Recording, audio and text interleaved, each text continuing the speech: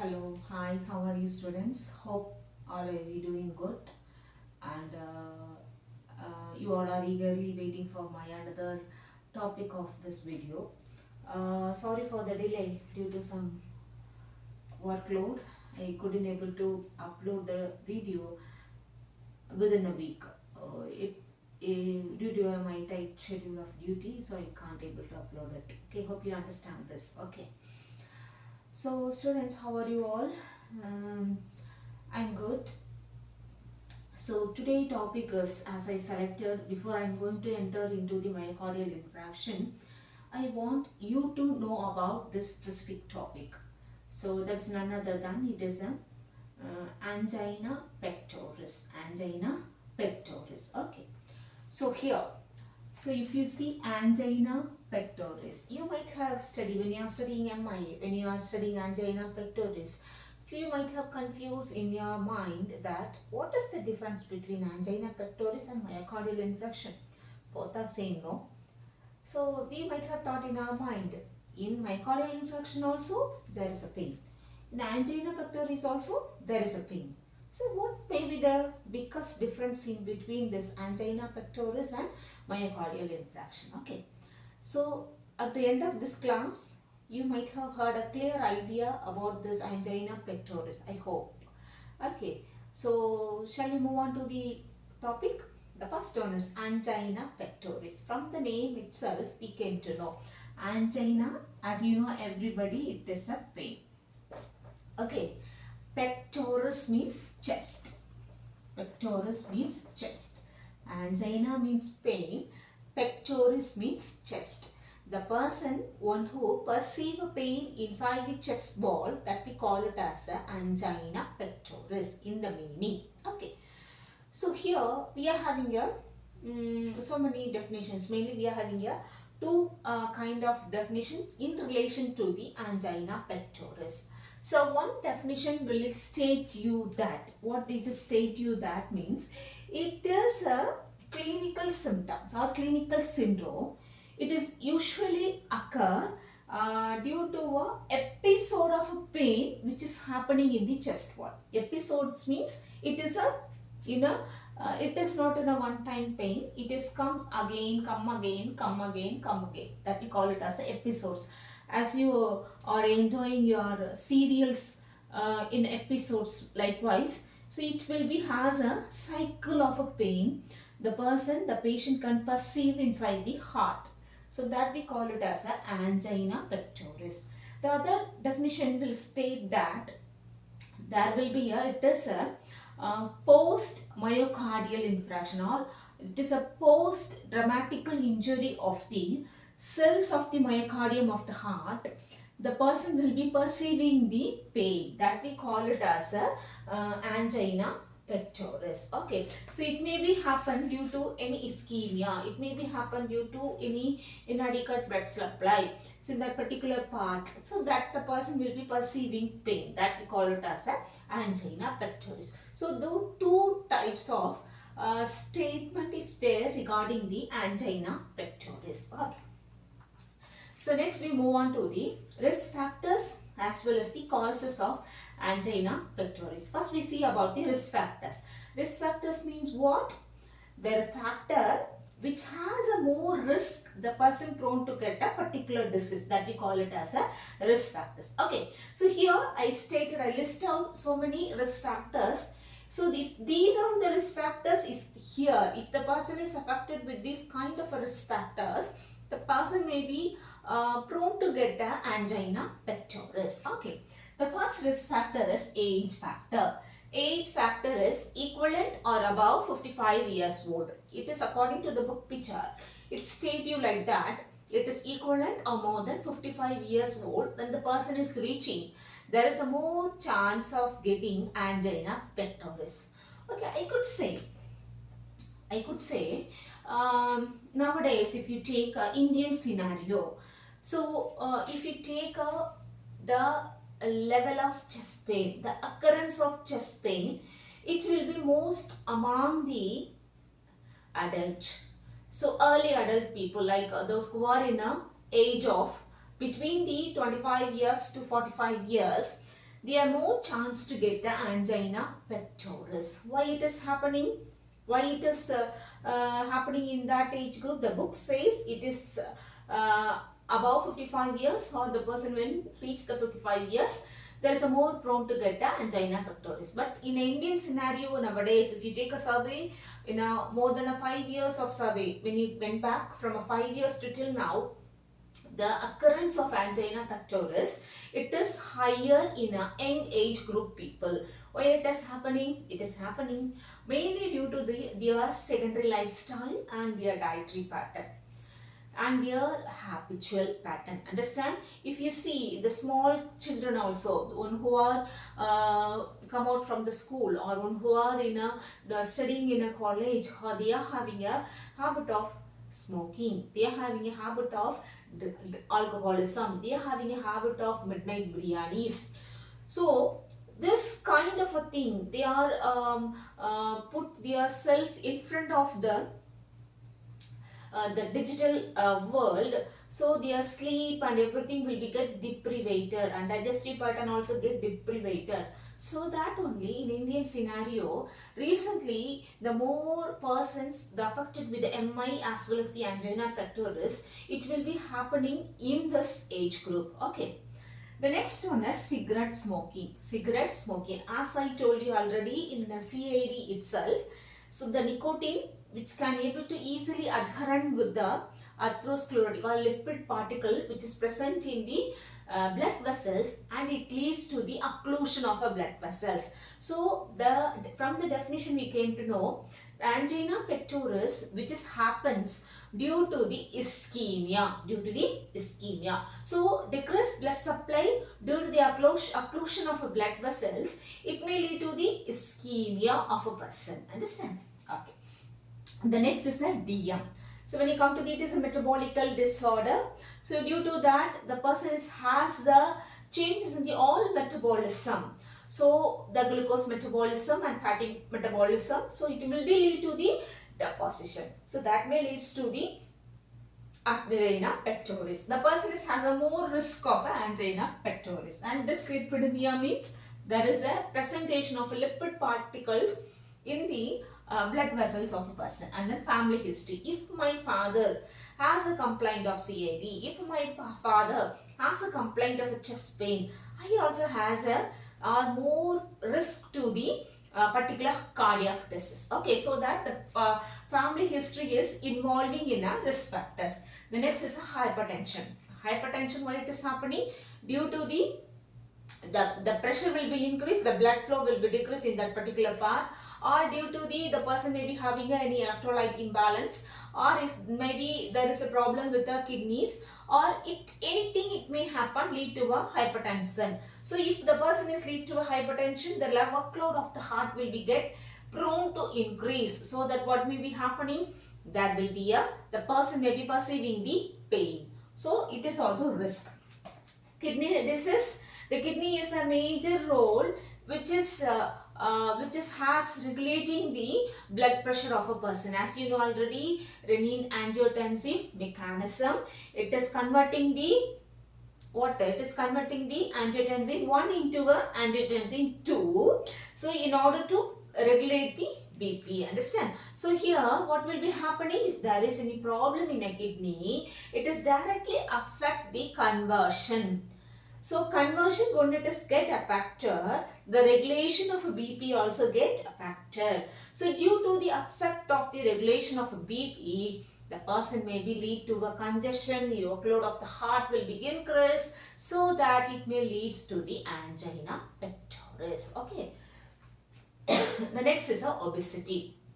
As you know already, due to a secondary lifestyle, or due to there is a more cravings towards the fatty foods, more craving towards the junk foods. So what will be happening? There will be a deposition of the lipid particle in the blood vessels of a person. So that may leads to the heart attack or angina pectoris. And then physical activity, physical inactivity, loss of exercise, so loss of physical inactivity, so that may leads to the angina pectoris. The burning of a fat will be get decreased. The burning of a unwanted tissue of a body will be get decreased. So that what will be happening? It get deposit and it may leads to the angina pectoris. So if the person has these kind of things, so if the person is more risk to the angina pectoris. Okay. The next is a causes. Causes means it is a real thing. If it is there, the person may be lead to a this kind of a disease that is state under the causes. The first causes is atherosclerosis. Atherosclerosis already we know. So here there is a deposition of a fatty particle in the blood vessels. It is occluded. So this part will not be decreased blood supply, so that it may be leads to the angina pectoris. Okay. The next one is pulmonary embolism. Pulmonary embolism means there is a presentation of emboli in the pulmonary artery. So what is happening? It has to be take a blood from the heart to the lung for a purification.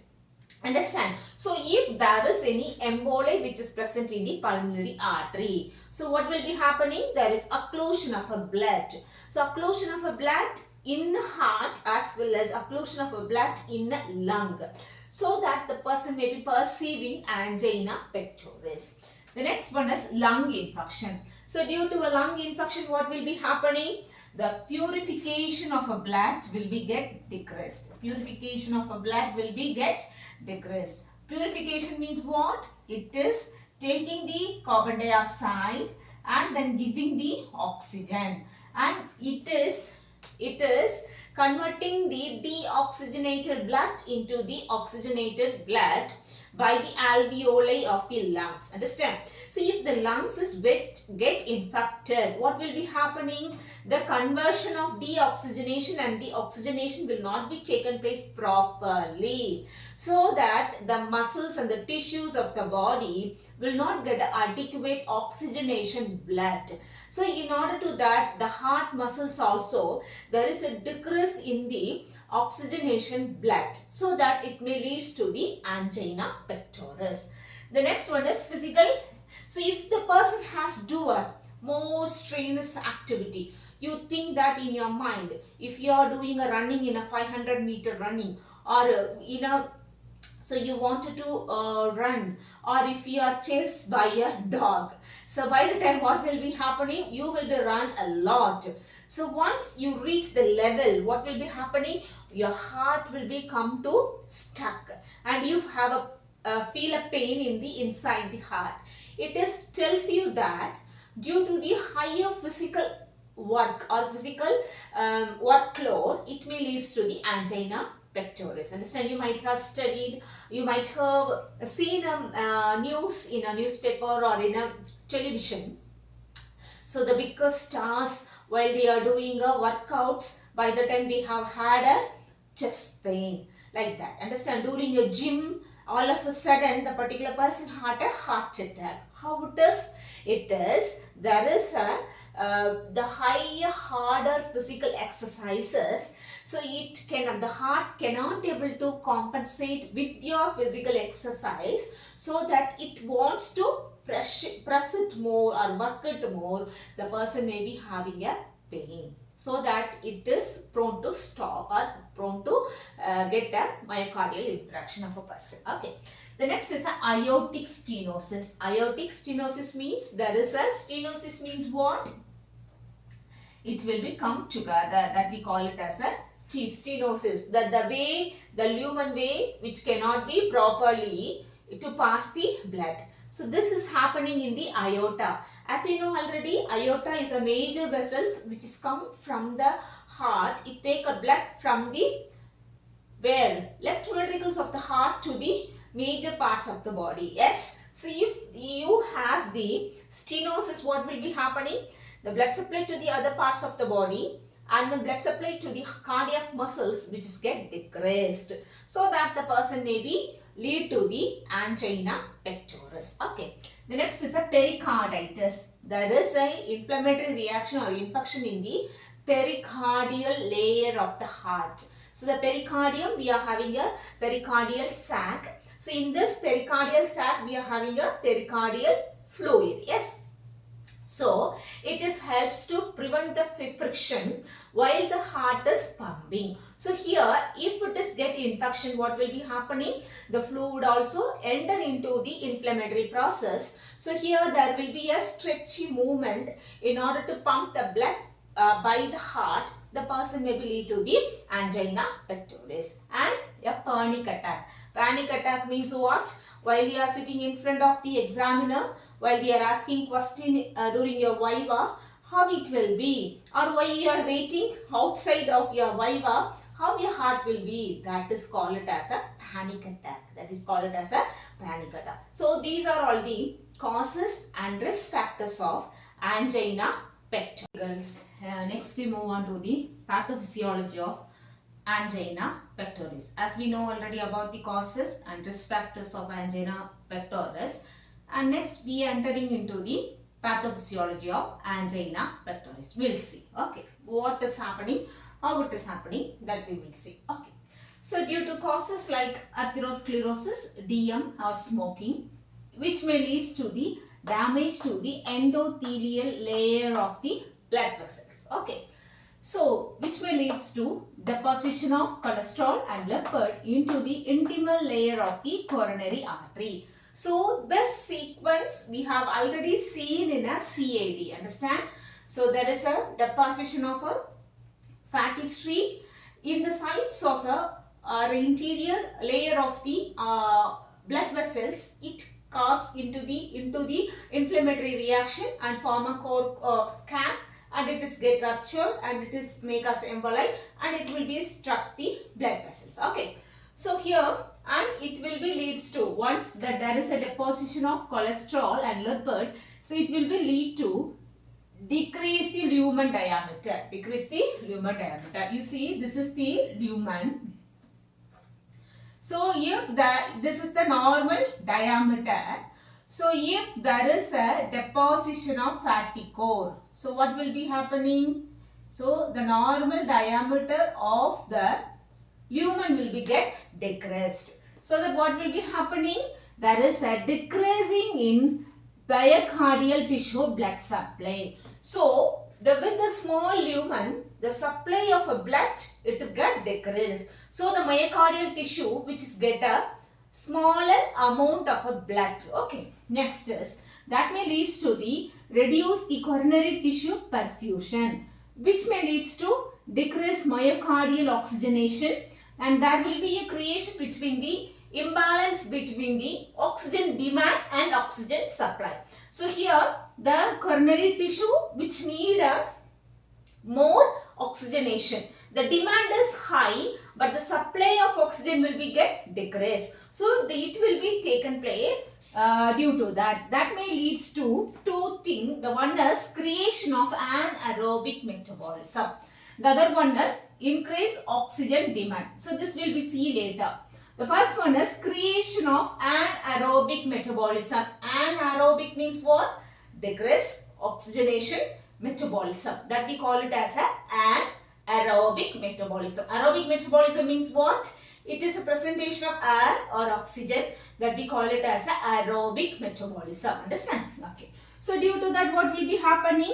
It is an increased production of lactic acid. So that we call it as a lactosis. Understand? So that may lead to a chest pain. So this, why it is produced? It is need to prone to as a compensatory mechanism or as an auto-regulation of our body, which will be get activated in order to supply a demand of oxygenation. But it couldn't know, it cannot be taken because it is already a anaerobic. Understand? So here what will be happening? The chest pain will be developed, and then auto-regulations will be created to improve the blood flow. So that what will be happening, how it will be get improved? It is increase the diameter of the blood vessels and the arteries. So okay, so to auto-regulations, it make the elevate or improve the diameter of the blood vessels. Okay, so this is the one side. Other side, decreased cardiac contraction.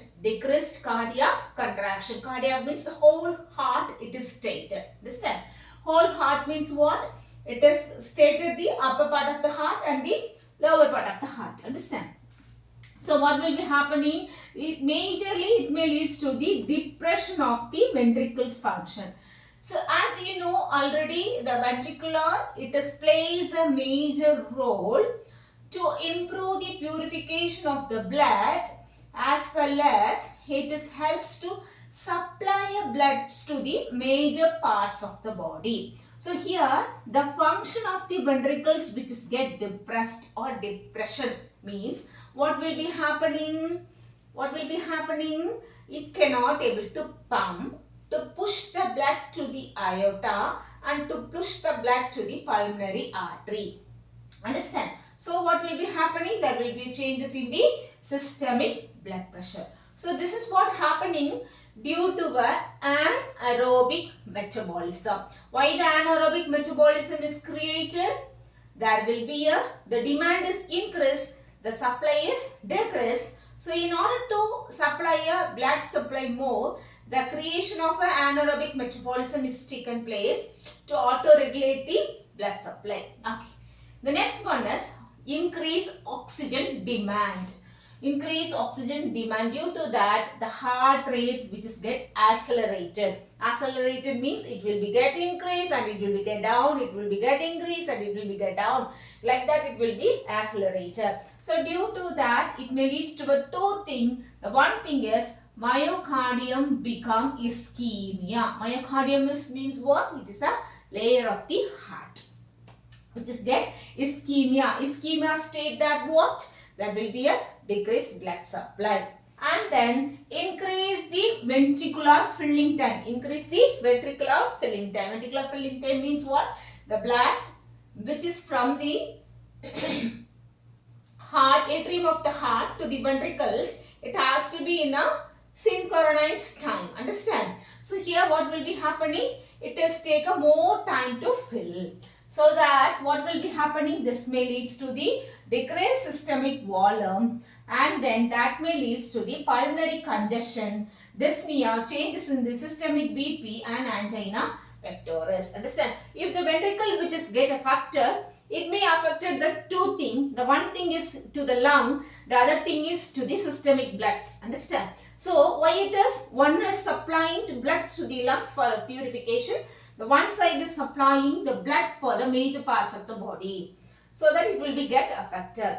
So here due to the ischemia of the myocardium, what will be happening? The ventricles of the heart, the performance of the ventricle which is get deteriorated. So due to that left ventricular diastole pressure will be increased. Left ventricular diastole pressure will be increased. So here it is the relaxation of the ventricles which is get increased. Okay, so that it may leads to the changes in the systemic BP, and then the person may be leads to the angina pectoris. Understand? So this is what happening in a angina pectoris. So due to the causes, there is a damage to the endothelial layer of the blood vessels, so that it may leads to the deposition and decrease the lumen of the diameter of the blood vessels.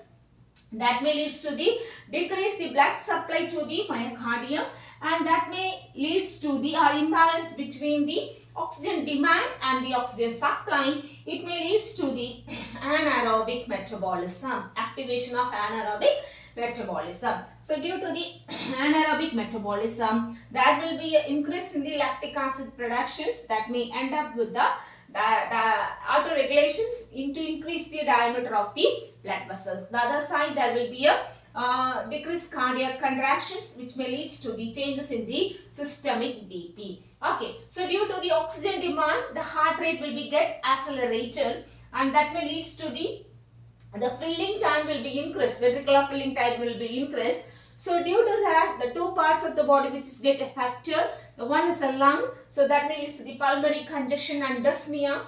The other one is the systemic congestion, and changes in the systemic BP also. That may lead to the angina pectoris. Another side, there is a myocardium which has become ischemia, which may lead to the performance, the working ability of the ventricles which is get deteriorated, so that the person may be developed with the increased left ventricular diastolic pressure, so that may lead to the changes in the BP, and then there may be a development of angina pectoris. So that's all about the pathophysiology of angina pectoris. Okay girls, next we move on to the types of angina.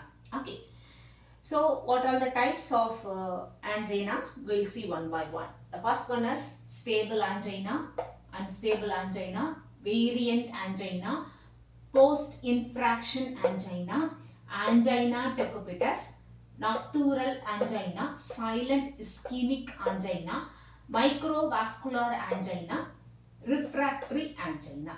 Okay, stable angina, unstable angina, variant angina, post-infraction angina, angina decubitus, nocturnal angina, silent ischemic angina, microvascular angina, refractory angina. Okay, we'll see one by one. The first one is stable angina. From the name itself, we came to know it is stable. Okay, so while you are doing a higher physical exercise, while you are doing a strenuous activity, by the time there is a heaviness of the chest, there will be a pain, okay, in the chest, that we call it as a stable angina.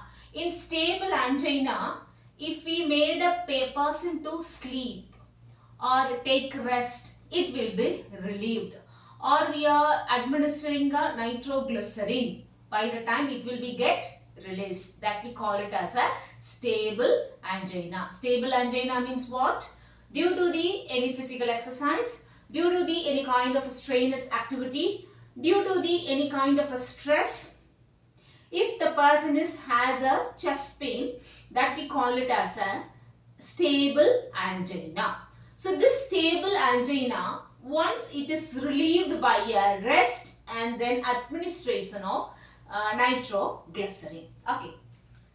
Next one is unstable angina. From the name itself, we came to know it is a unstable part. Understand? So this chest pain will be, the person can't perceive the chest pain is more than 10 minutes. More than 10 minutes. So if we are make a person to rest also, it will not be relieved.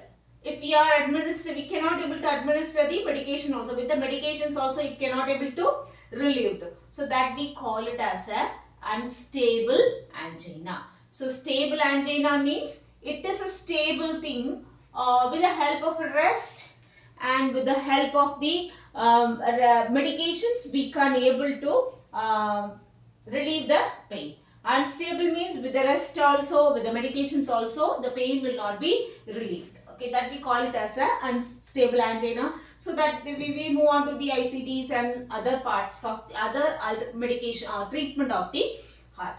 And then variant angina. So this variant angina, mainly this is happening due to the spasm of the coronary artery. Due to the spasm of the coronary artery. So here, if the person is in a rest also, the person may be perceiving the pain.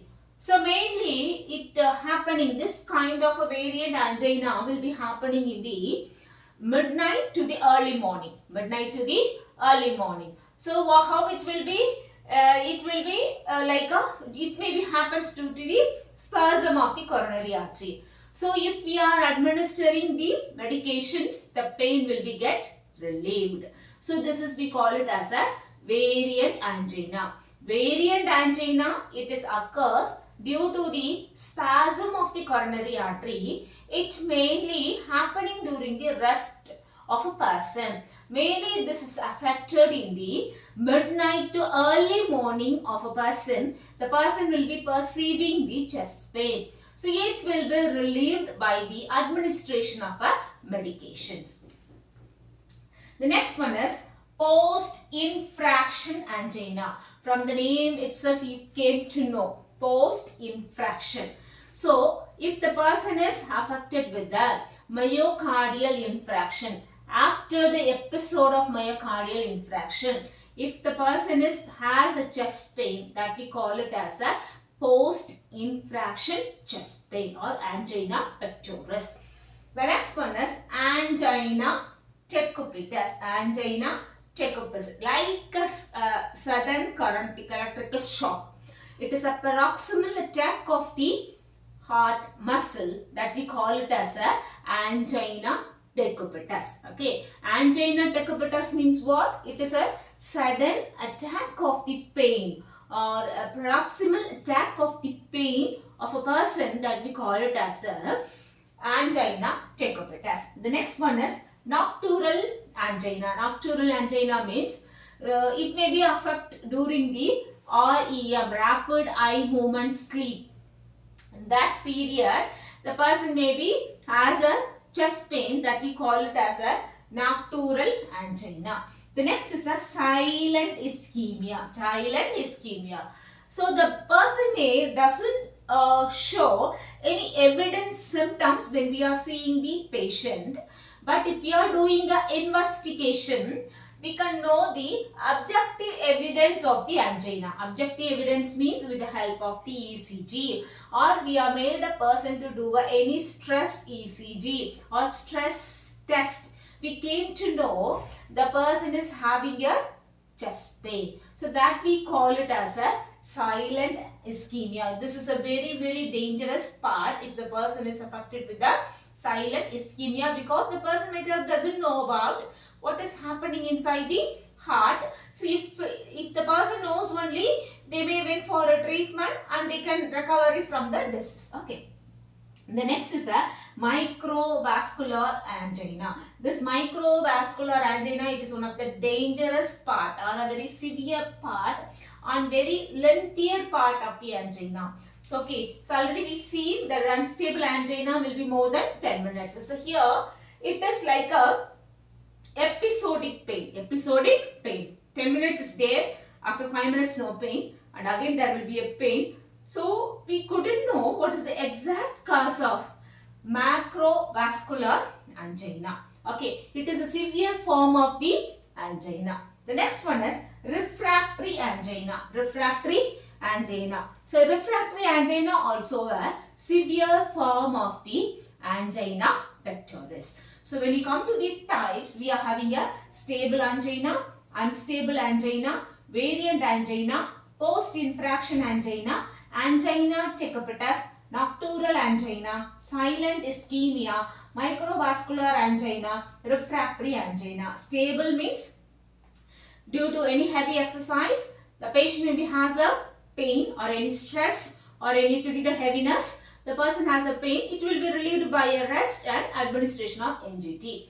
Unstable angina, it is more than 10 minutes. If you are administering medication also, it will not be relieved. Variant means spasm of the coronary artery. It will be occur in the early morning or midnight to early morning. So it will be relieved by the medications. Post-infraction means after the myocardial infarction, the person may be developed with the angina, that we call it as a post-infraction angina. The next is angina decubitus is paroxysmal attack. It is a sudden onset of attack, like a electrical sudden electrical attack of the heart. The person perceive a pain, that we call it as a paroxysmal attack or angina decubitus. The next is a nocturnal. During the sleep or REM sleep, the person may be perceiving the chest pain. Silent ischemia means there is no evidence, apparent evidence of symptoms. We couldn't find out from a patient, but there will be objective symptom. Objective symptoms means we can able to identify with the help of the ECG, with the help of the stress test. We came to know the person is affected with the chest pain. The next is a microvascular angina. It is a severe form of angina and it is the most lengthier part of the angina pectoris. The next is a refractory angina, means it is a severe form of angina. So these are all the types of angina pectoris. Now move into the clinical features. Okay. So when you come to the clinical features, it is all about the chest pain, no? So we are going to see about the characteristics of angina pectoris. So when you come to the characteristics, the first one is the quality of a pain. Quality of a pain. It is like a crushing, squeezing and pressing of the heart. It's like a pain. It will be happening. The quality will be like that. The next one is onset. It is gradually when it is get increase or all of a sudden. Gradually or all of a sudden it will be increase. When you come to the duration, normally it will be 3 to 5 minutes of duration. The pain will be perceived by a patient, but sometimes it may be range from 2 to 15 minutes. 2 to 15 minutes. If we see in a microvascular, you have seen it is a lengthier one. Yes, so it may be a 2 to 15 minutes. And location, it is in a substernal or retrosternal. The pain will be perceived by a patient. Radiation. So where and all it get radiated? It is get radiated left chest, arm, neck, teeth and elbows and then wrist and then the both shoulder part and then back of a person. Understand? So where and all it will be get, the location will be a retrosternal as well as the substernal and it will be radiating from the chest wall to the arm, to the back, to the both shoulder and to the elbow and to the teeth and to the wrist. Okay. Next is a provocation. Which one is provocate or improve or initiate the pain? It is a exertion, activity, emotional stress, extreme temperature, heavy meals. Understand? Okay. And associated symptoms along with this chest pain, what all will be the associated symptoms? Diaphoresis, there will be a drooling of sweating will be taken place and then nausea, vomiting and dyspnea will be present. Understand? So this is the characteristics of angina pectoris. So angina pectoris, the quality of a pain will be a crushing, squeezing and pressing type of a pain.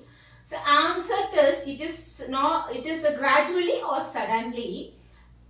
When you come to the location, it is a substernal and retrosternal and duration when it is 3 to 5 minutes and it is ranging from 2 to 15 minutes. And then when you come to the radiation, from a left chest to arm and to a back and to the teeth and to the shoulders, both shoulders and to the elbow and to the wrist. And then provocation factors, the excretions, activities, emotional stress, heavy meals, heavy eye temperature. And then associated symptom, diaphoresis, nausea, vomiting and then dyspnea of a person. Okay, so this is the clinical symptoms or characteristics of angina pectoris. The next is a diagnostic studies. When you come to the diagnostic studies, we are doing a history collection, physical examination, blood investigations, Holter monitoring. It is we are checking the 48 hours or 72 hours of cardiac activity of a person while the person is having changes in the rhythm of the heart. Okay, and then stress test and then treadmill test and pharmacological stress test we have made a person to do to help to know about the working capacity of the heart, and then cardiac imaging. So this will be helps to find out if there is any structural abnormalities of the blood vessels of the person or structural abnormalities of the layers of the heart. And then PET-CT, echocardiogram, and then MRI, cardiac catheterization. As you know already, cardiac catheterization is angiogram or angiography. We are doing that in order to find out the blocks of the heart. And then Doppler ultrasonography. So Doppler studies, mainly we are doing these Doppler studies in the lower extremities blood vessels. So here in this blood vessels, we can able to identify the pressure of a blood in the particular blood vessels and how it is pumping the blood to the upper part of the body, and what is the patency of the blood vessels, there is any block, is there is any DVT or that and all we can able to find out with the help of the Doppler study. So we will see in detail that. Also sonography, already I told you that it is a scan of a lower extremities, blood vessels. We are checking the pattern C and for DVT everything. If the person is smoking, we have to wait for after smoking 1 hour, then only we can do a Doppler studies. Understand? So physical examination, when you come to the physical examination, as you know already, the sequence of physical examination: inspection, palpation, auscultation and percussion. So here the first one is the inspection. So inspection, first we have to see the color of the skin. So the color of the skin is there is any bluish discoloration or it is any pale color. Okay, and then you can see there is a presentation of xanthoma. So here it is a fatty deposition of the tissue, which is deposition of fatty in the nearby the eyes. So it states you that the person is affected with the hyperlipidemia. The lipid level of the blood will be increased. So and then distension of the jugular vein. How you check the distension? We have to ask the person to turn this side and we are checking the distension of the jugular vein. So here in this distension, with the axis we are checking the distension of the jugular vein. So how it is mainly happening if the person is having any obstruction in the blood supply or blood vessels. And then respiration, already I told you, it may lead to the dyspnea. And then peripheral edema, due to the decreased systemic circulation, there will be a peripheral edema. So this will be, we can find out with the help of the inspection of a person. The next one is palpation, where we are doing the peripheral pulse palpation. And then auscultation, auscultate the sound pericardial friction rub. So pericarditis is one of the cause. So due to the pericarditis, there will be a pericardial friction rub will be present. That will be found out with the help of the auscultation. The next is the most important thing in angina pectoris and the MI is a cardiac biomarkers or cardiac markers. So here the first marker is myoglobin, second one is troponin, third one is creatinine kinase or CKMB, and fourth one is LDH. Understand? So cardiac markers or cardiac biomarkers means, so we are extract the blood and we are find out the level how the heart is get damaged. Understand? So myoglobin. So here if it is present in a blood stream while you are doing the examination within 30 minutes to 2 hours after the MI. So the normal range of a blood is more than or below 70 mg per dl. Below 70 mg per dl, it is a normal range of myoglobin. It is a first cardiac biomarker. The second cardiac biomarker is troponin I and troponin T. So this troponin I and troponin T, it will be increases in their range from the 3 hours after MI and 21 days which will be remaining in the blood after the MI. Okay. So how it will be? The normal range which will be below 0.6 mg per dl. Below 0.6 mg per dl is a normal range. So troponin I and troponin T, it is increasing 3 hours after MI. It will be remains for 21 days. The next one is creatinine kinase, otherwise call it as a CKMB. It is a specific myocardial tissue. It is a specific myocardial tissue which is present in the blood. So it will be increases in the 4 to 6 hours after the attack, and it will be decreases or it will come to a normal within 2 to 3 days.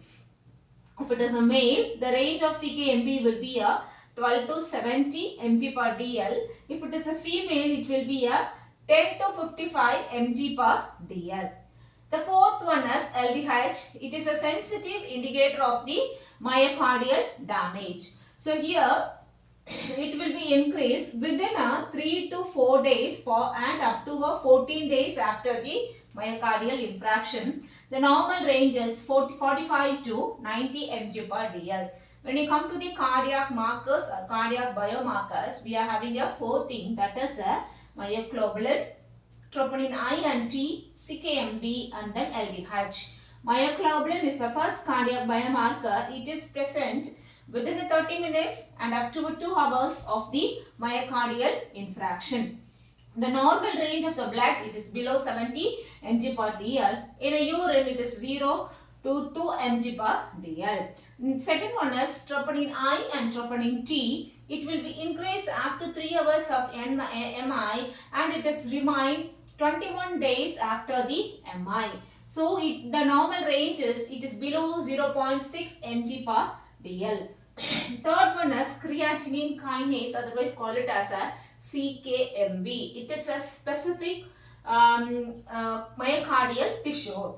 So it will be get increases 4 to 6 hours and it will become to a decreases or normal within a 2 to 3 days of attack. So if we take a male, the range is between 12 to 70 mg per dl, that is a normal. If it is a female, it will be a 10 to 55 mg per dl, that is a normal. The fourth one is LDH. It is a sensitive indicator of myocardial damage. It will be increases within 3 to 4 days for 14 days after the MI. The normal range is 45 to 90 mg per dl. This is very important part in the angina pectoris as well as the myocardial infarction. When you come to the diagnostic studies, history collection, physical examination, blood investigation, Holter monitoring, stress test, cardiac imaging, PET study, and then echo, MRI, cardiac catheterization, coronary angiography,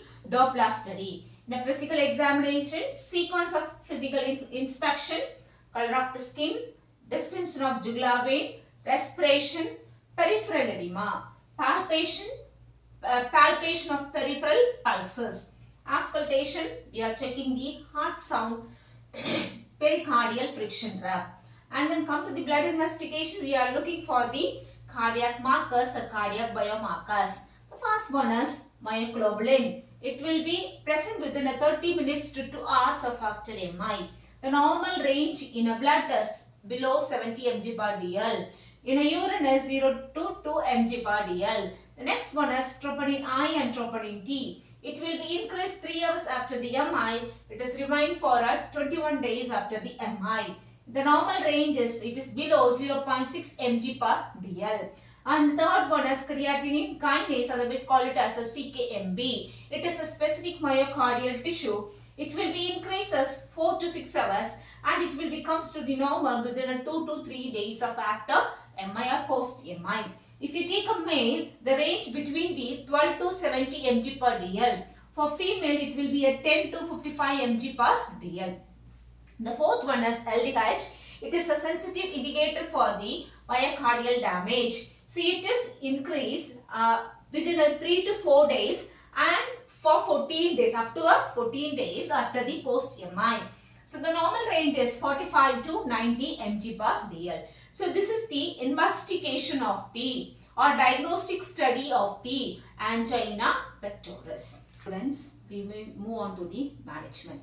When you come to the management, we can segregate the management into 5. That is A, B, C, D management. A means administration of aspirin and anti-anginal drugs. B means administration of beta blockers and controlling the blood pressure. C means a cessation of cigarette smoking and control the level of the cholesterol. D means dietary modification and control of diabetes mellitus. E means exercise and then education to our patient. Understand? So comes to the pharmacological management. This is our goal. Comes to the pharmacological management. First one is opioid analgesics. Opioid analgesics. In order to relieve the chest pain, we are make a person into the opioid analgesic. The example of this is morphine sulfate. Already we have seen in a CAD about the morphine infusion. So that we have to administer to a person in order to relieve the chest pain. Second one is vasodilators.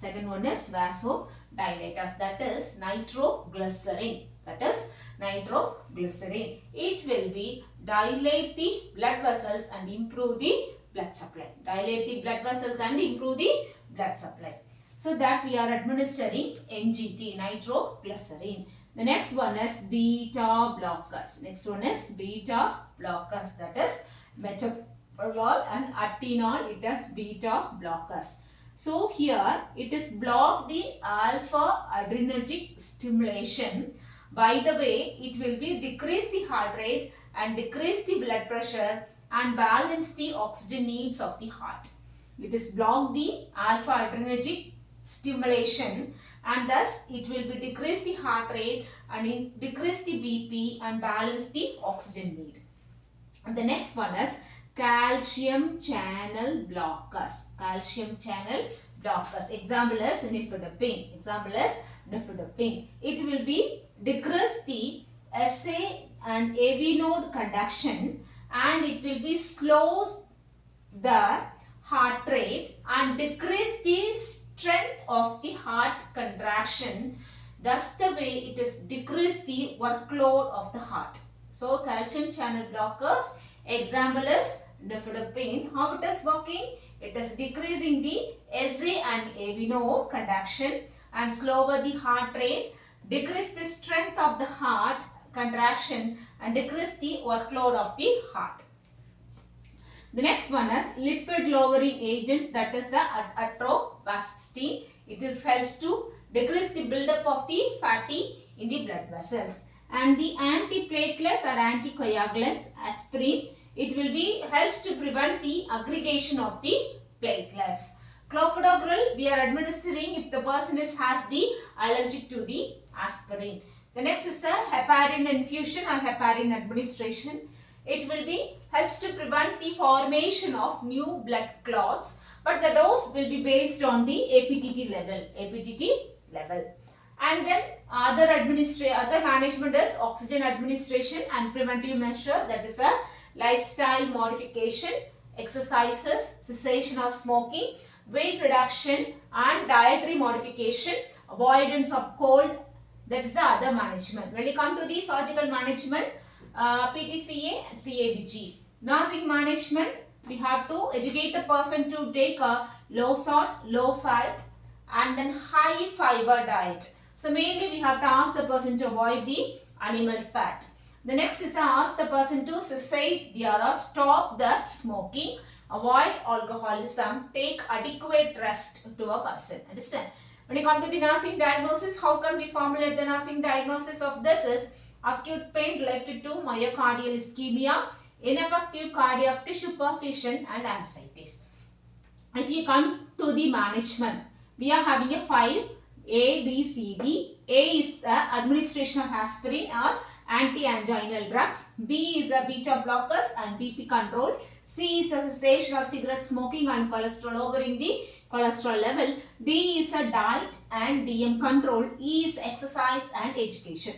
When you come to the pharmacological management, the first is we have to administer the opioid analgesics, that is a morphine sulfide. In order to relieve the pain, we are administering as an infusion.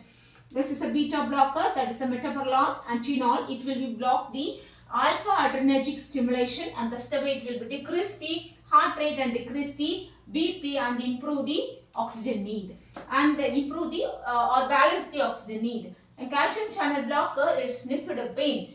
How it is blocked? It is block the conduction or slowing the reduce the SA and AV node conduction and slow the heart rate and decrease the strength of the heart contraction and decrease the heart workload.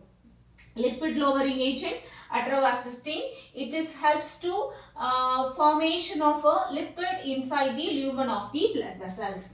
And then antiplatelet or anticoagulant aspirin, it helps to prevent the aggregation of the platelets. And in clopidogrel, if the person is allergic to the aspirin, we are administering clopidogrel.